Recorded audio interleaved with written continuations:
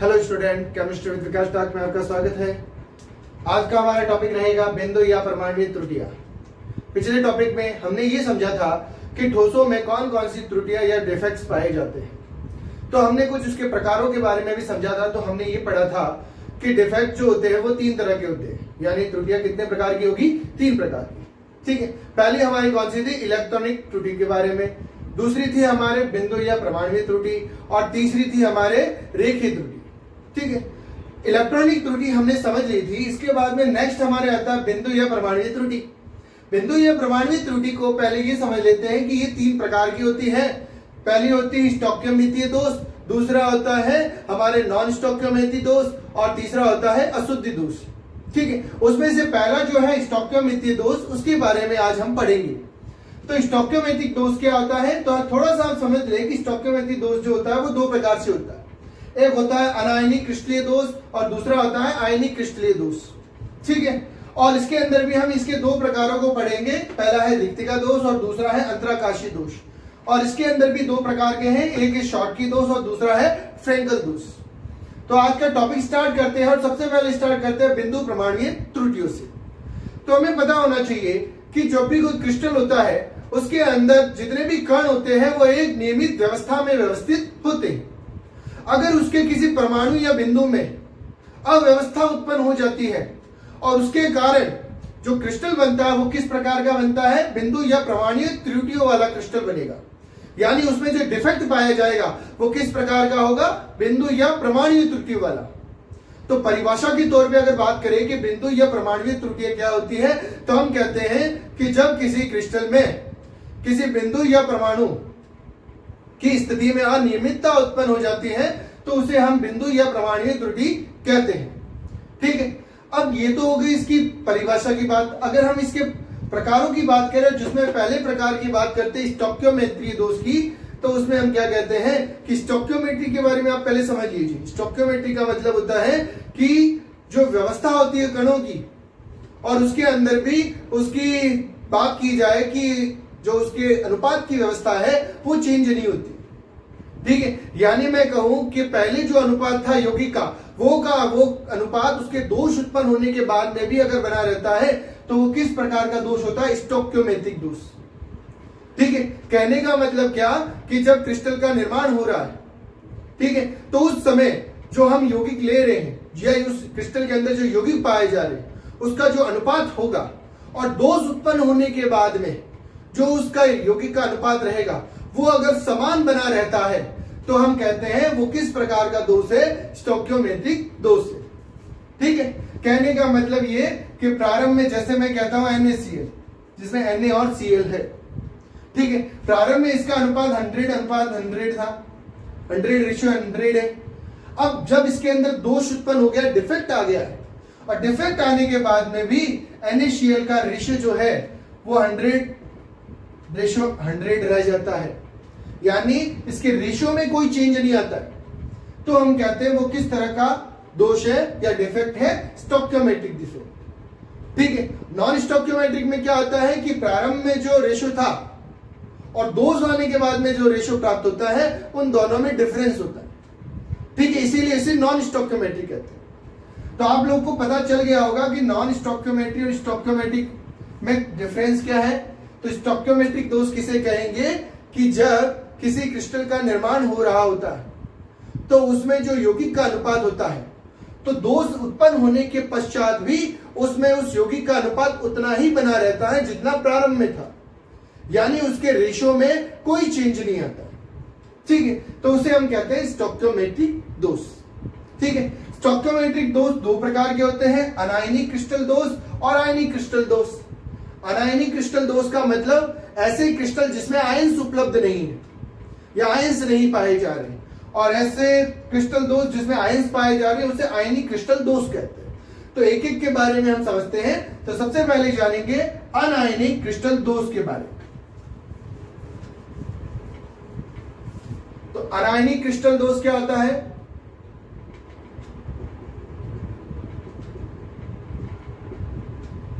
Anionic crystal दोष। ठीक है, यानी ऐसा क्रिस्टल जिसके अंदर आयंस नहीं पाए जा रहे, तो उसके अंदर जब दोष उत्पन्न होता है तो उसे हम कहते हैं अनायनिक क्रिस्टल दोष। ठीक है, अब ये दोष भी हमारे दो तरह के होते हैं। कितने तरह के होंगे? दो तरह के, अभी हमने पढ़ा था।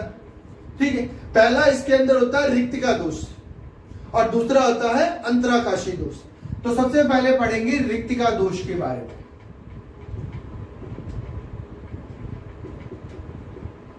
तो रिक्तिका दोष क्या होता है?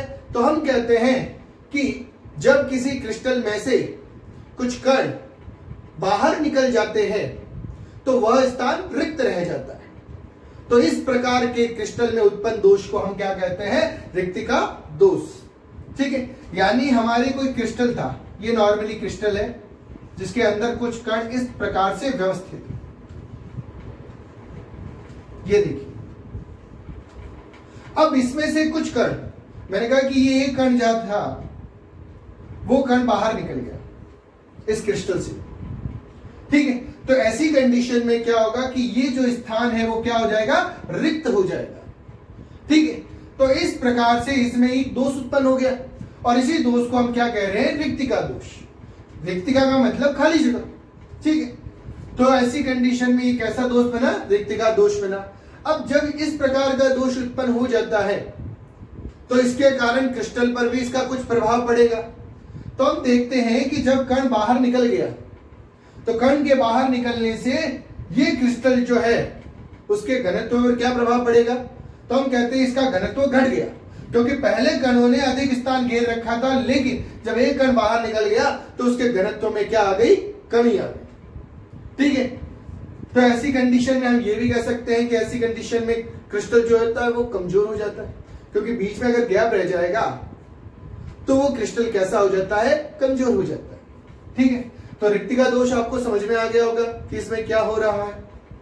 अब ये दोष किस कारण से उत्पन्न होता है? तो नॉर्मली जितने भी दोष है वो एक इंपॉर्टेंट कारण से उत्पन्न होते हैं।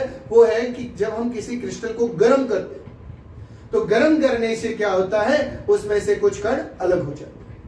ठीक है, तो ये दोष किस कारण से उत्पन्न हुआ? क्रिस्टल को गर्म करने से। ठीक है, तो इसकी तीन बातें हमें समझ में आ गई होगी कि रिक्तिका दोष होता क्या है।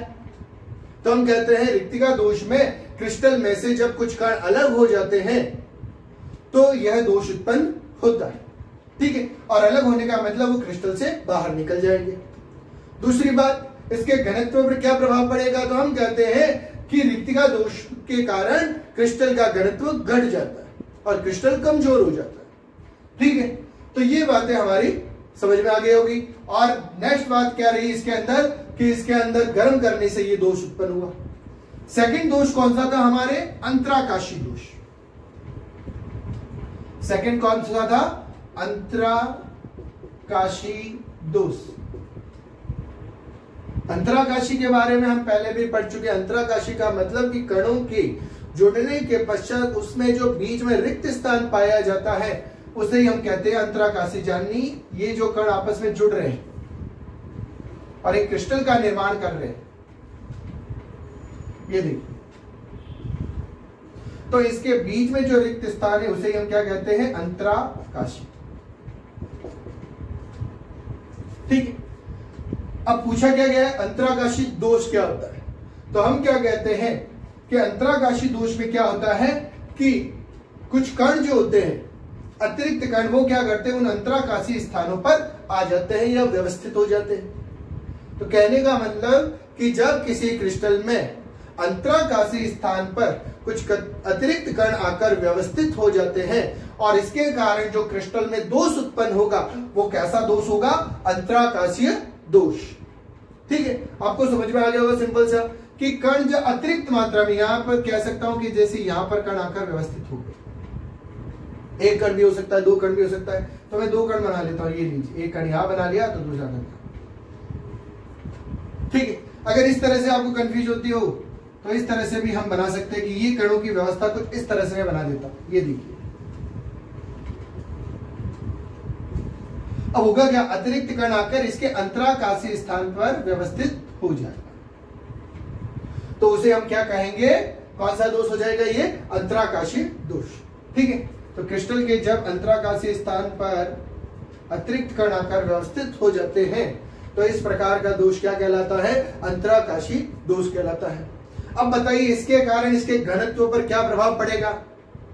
पहले तो क्रिस्टल की व्यवस्था कुछ इस प्रकार से थी, अब अतिरिक्त कण आए हैं और अतिरिक्त कण आकर भी कहां पर व्यवस्थित हो रहे हैं? उसके अंतराकाशीय स्थान पर, यानी खाली जगह पर।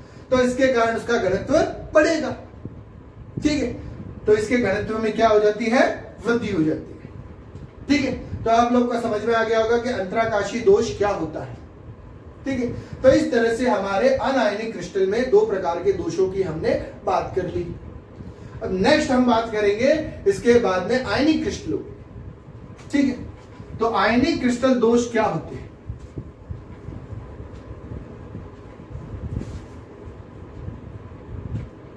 तो हमारा नेक्स्ट है आयनिक क्रिस्टल दोष।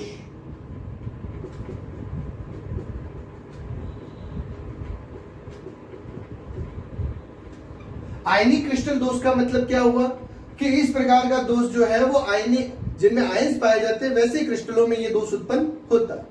ठीक है, जैसे NaCl, Na+ और Cl-। ठीक है, इनमें आयंस उपलब्ध है, इसलिए ये दोष उनमें उत्पन्न होगा। ठीक है, तो ये बात तो चलो हमें समझ में आ गई। अब इसके बात करते हैं प्रकारों की। ठीक है, तो इसमें पहला जो प्रकार है वो कौन सा है? शॉटकी दोष। शॉटकी दोष। ठीक है, अब शॉटकी दोष जो होता है वो क्या होता है वो हमें समझना जरूरी है। तो शॉटकी दोष में क्या होता है कि जब क्रिस्टल बन रहा होता है तो उसमें क्या होता है कि कुछ कण या आयंस जो होते हैं वो अपना स्थान छोड़कर क्रिस्टल से बाहर निकल जाते हैं। ठीक है, तो ऐसी कंडीशन में क्या होता है कि उस क्रिस्टल में दोष उत्पन्न हो जाएगा और वो दोष ही क्या कहलाता है? हमारे शॉटकी दोष। ठीक है, तो ये बात आपको समझ में आ गई कि जब क्रिस्टल का निर्माण हो रहा है, लेकिन क्रिस्टल किस प्रकार का है? आयनिक क्रिस्टल है। ठीक है, तो जैसे मैं ये बना लेता हूं आपको समझाने के लिए कि ये क्रिस्टल है। ठीक है, अब इसमें कण इस प्रकार से आपस में जुड़े हुए हैं, जिसे मैं एक लाइन से दर्शा रहा हूं। ठीक है, इधर अगर A+ है तो इधर B- होगा क्योंकि आयंस उपलब्ध है। वापस A+, B-, B-, A+, B-, A+, वापस से A+, B-, A+, B-। ठीक है, तो अब देखिए ये है क्रिस्टल की एक नॉर्मल व्यवस्था। ठीक है, अभी इसके अंदर कोई दोष उत्पन्न नहीं हुआ है, लेकिन हम कहते हैं कि जब दोष उत्पन्न होगा तो उसमें क्या होंगे कि आयंस जो होते हैं ना वो बाहर निकल जाते हैं। ये भी गर्म करने के कारण ही होता है। ठीक है, तो आप लोग कंफ्यूज मत हुए कि इसमें दोष किस कारण से उत्पन्न हुआ। नॉर्मली दोष गर्म करने से ही उत्पन्न होता है। ठीक है, तो इसमें भी क्या होगा कि गर्म करने से इसके आयंस बाहर निकल जाएंगे, लेकिन इसकी विशेषता क्या होगी कि जितने मात्रा में धनायन बाहर निकलते हैं, जैसे यहां से एक धनायन, ये A+ आयन बाहर निकला है, तो उतनी मात्रा में यहां से ऋणायन भी बाहर निकलते। ठीक है, तो यहां से एक ऋणायन भी बाहर निकल गया। इसको मैं क्रिस्टल को थोड़ा बड़ा बना,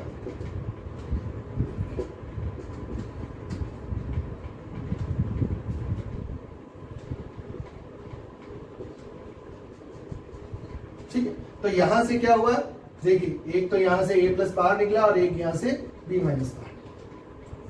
तो कहने का मतलब क्या हुआ शॉटकी दोष के अंदर कि जब क्रिस्टल का निर्माण होता है तो उसमें से कुछ आयन अपना स्थान छोड़कर बाहर निकल जाते हैं। ठीक है, देखिए आयंस बाहर निकल गए, लेकिन जितनी मात्रा में धनायन बाहर निकलते हैं उतनी की उतनी मात्रा में ऋणायन भी बाहर निकलते हैं। यानी कहने का मतलब क्रिस्टल हमेशा विद्युत उदासीन बना रहेगा। ठीक है, यानी यहां पर आयनों की संख्या जब क्रिस्टल प्रारंभ में था, अगर मैं कहता हूं यहां पर आयन A+ अगर 10 थे तो B- प्रारंभ में कितने थे? 10 प्रारंभ में। लेकिन जैसे ही दोष उत्पन्न हुआ, हम कह रहे हैं एक A+ और B- बाहर निकला है। ठीक है, तो हम कहते हैं कि दोनों की संख्या, यदि मान रहे हैं, हमने काउंट करके नहीं कहा इसे, दोनों की संख्या आप देखिए 9 हुई, यानी इसका अनुपात जो है वो चेंज नहीं हुआ। पहले जो रेशो था वो का वो रेशो यहां पर अब भी उपलब्ध है, इसीलिए इसे स्टोइकियोमेट्रिक दोष कहा जा रहा है। ठीक है, तो कहने का मतलब आपको समझ में आ गया होगा कि जितनी मात्रा में धनायन बाहर निकलते हैं उतनी की उतनी मात्रा में ऋणायन भी बाहर निकलते हैं। ये किस लिए करते हैं? ताकि ये विद्युत उदासीन बने रहे। ठीक है, तो हमें समझ में आ गया शॉर्टकी दोष क्या होता है। अब अगर बात करें शॉर्टकी दोष के बारे में, तो एक चीज आपको और पता चलेगी कि जब इसके अंदर आयंस बाहर निकल रहे हैं तो ऐसी कंडीशन में हो क्या रहा है कि क्रिस्टल जो है उसके घनत्व में वृद्धि हो रही है, कमी हो रही है। तो हम कहते हैं कि क्रिस्टल में से जैसे ही आयंस बाहर निकलते हैं इसका घनत्व घट जाता है। घनत्व घट क्यों गया? क्योंकि देखिए जगह रिक्त रह गई, और जगह रिक्त रहेगी तो उसके घनत्व में कमी आ जाती है। अब बताइए घनत्व में कमी आ रही है, घनत्व में तो हम कह रहे हैं कमी आ गई, ठीक है, तो बताइए उसके स्थायित्व पर क्या प्रभाव पड़ेगा? तो हम कहते हैं स्थायित्व भी घटेगा। क्यों? क्योंकि जैसे ही क्रिस्टल में से आयंस बाहर निकल जाएंगे ये क्रिस्टल कैसा हो जाएगा? कमजोर, ठीक है, यानी उसका स्थायित्व क्या हो जाएगा? घट जाएगा, ठीक है। तो हम कह देते हैं स्थायित्व में भी कमी आती है और उसकी जालक ऊर्जा भी घट जाती है, जालक ऊर्जा भी घट जाती है या कमी आ जाती है, ठीक है। तो इन तीन चीजों के अंदर इसकी कमी आ जाती है। अब मैं कहता हूं इसकी चालकता पर क्या प्रभाव पड़ेगा, यानी ये क्रिस्टलीय दोष उत्पन्न होने के कारण इस क्रिस्टल में चालकता बढ़ेगी, घटेगी, क्या होगा इसमें? तो हम कहते हैं जैसे ही इसमें रिक्त स्थान रह जाता है तो जो आयंस होते हैं वो क्या करते हैं? रिक्त स्थानों की ओर गति करते हैं। क्या करते हैं? रिक्त स्थानों की ओर गति करते हैं, ठीक है। तो आयन के द्वारा रिक्त स्थानों की ओर गति करने के से इसमें चालकता में वृद्धि होती है, ठीक है। तो चालकता में क्या हो जाएगी? इसके वृद्धि।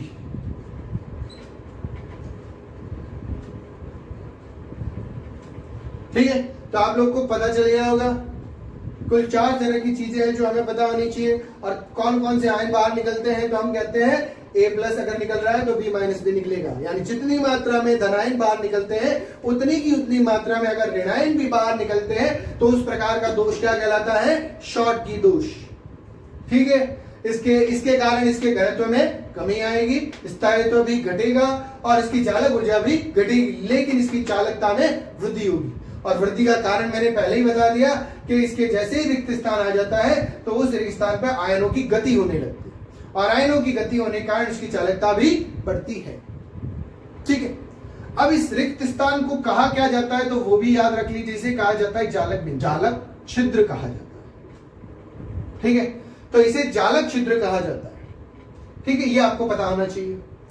तो इस तरह से हमारे शॉर्टकी दोष कंप्लीट हो गया। इसका एग्जांपल की बात करें तो किस किस में ये दोष उत्पन्न होता है? तो हम कहते हैं NaCl में, NaBr में, ठीक है, KCl में ये दोष उत्पन्न नॉर्मली होता है, ठीक है।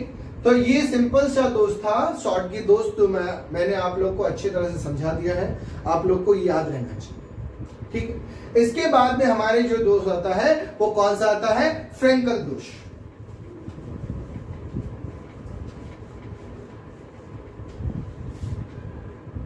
सेकंड कौन सा? फ्रेंकल दोष।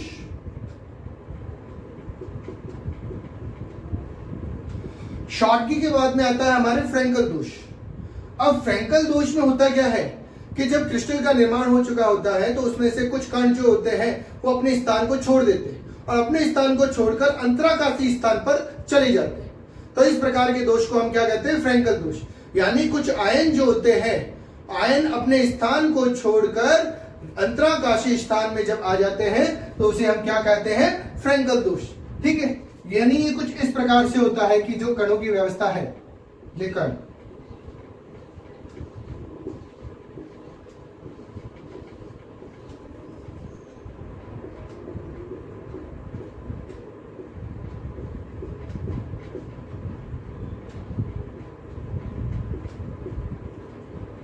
A+, इधर B-, A+, B-, B-, A+, B-, A+,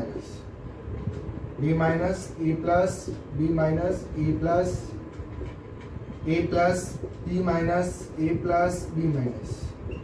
तो देखिए होगा क्या इसके अंदर? हम कह रहे हैं फ्रेंकल दोष में आयन जो होते हैं वो अपना स्थान छोड़कर अंतराकाशी स्थान पर चले जाते हैं। एक बात आपको पता होनी चाहिए कि इसमें अधिकतर यानी 99% तो जो धनायन होते हैं वही अपना स्थान छोड़कर अंतराकाशी स्थान पर चले जाते हैं। अब इसका कारण क्या है? कि इसका कारण यह है कि इसमें जो धनायन होते हैं वो ऋणायन की तुलना में बहुत ज्यादा छोटे होते हैं। यानी धनायनों का आकार, धनायन जो कण होते हैं उनका आकार ऋणायनित कणों से छोटा होता है। ठीक है, इस कारण से इसमें धनायनित कण होते हैं वो अंतराकाशीय स्थान पर चले जाते हैं। ठीक है, तो फ्रैंकल दोष किसे कहेंगे कि जब किसी क्रिस्टल में धनायन अपना स्थान छोड़कर अंतराकाशीय स्थान पर आ जाते हैं तो इस कारण से उत्पन्न दोष हमारा क्या कहलाता है? फ्रैंकल दोष।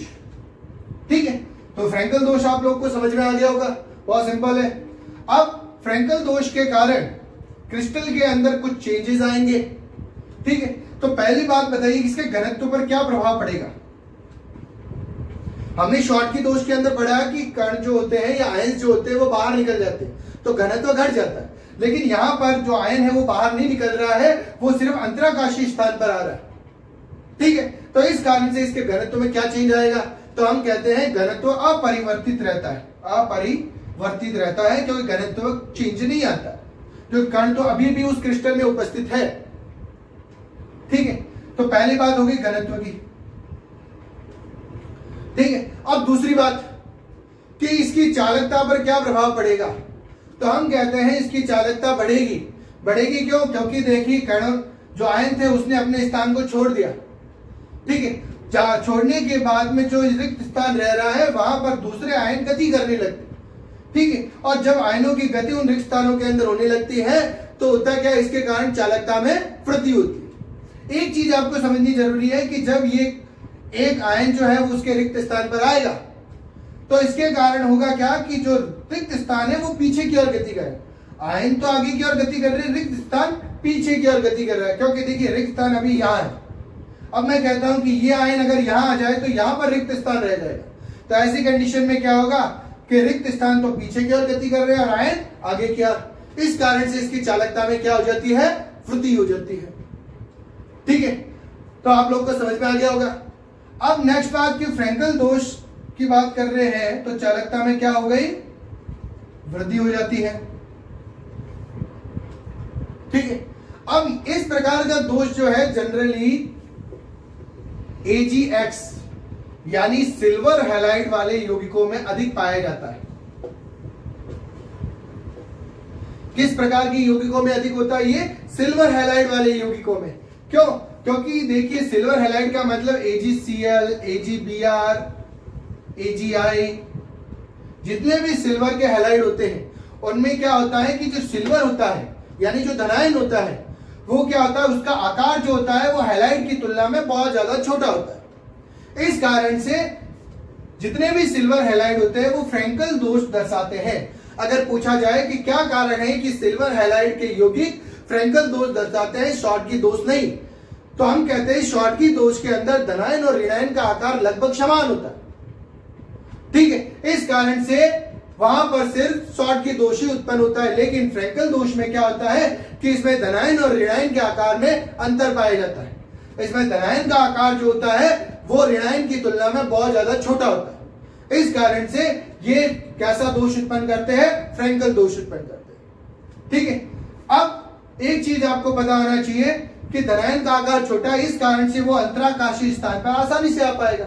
अब देखिए अगर मैं कहूं कि यहां पर ऋणायन जो है वो आना चाहे तो नहीं आ पाएगा इस अंतराकाशीय स्थान पर, क्योंकि ऋणायन का आकार बड़ा होता है और वो अंतराकाशीय स्थान पर फिट नहीं हो पाता है। ठीक है, तो यहां पर जनरली कौन सा फिट हो पाता है? धनायन। इसी कारण से यहां पर धनायन जो है वो अपना स्थान छोड़ता है और अंतराकाशीय स्थान पर आ जाता है। ठीक है, तो आप लोग को पता चल गया होगा कि सिल्वर हैलाइड जो होते हैं उसके यौगिक ही अधिकतर शॉर्टकी फ्रैंकल दोष क्यों दर्शाते हैं। ठीक है, तो इस तरह से हमारे फ्रैंकल दोष भी कंप्लीट होता है। ठीक है, आप लोगों को सिंपल और शॉर्ट तरीके से ये समझाया गया है।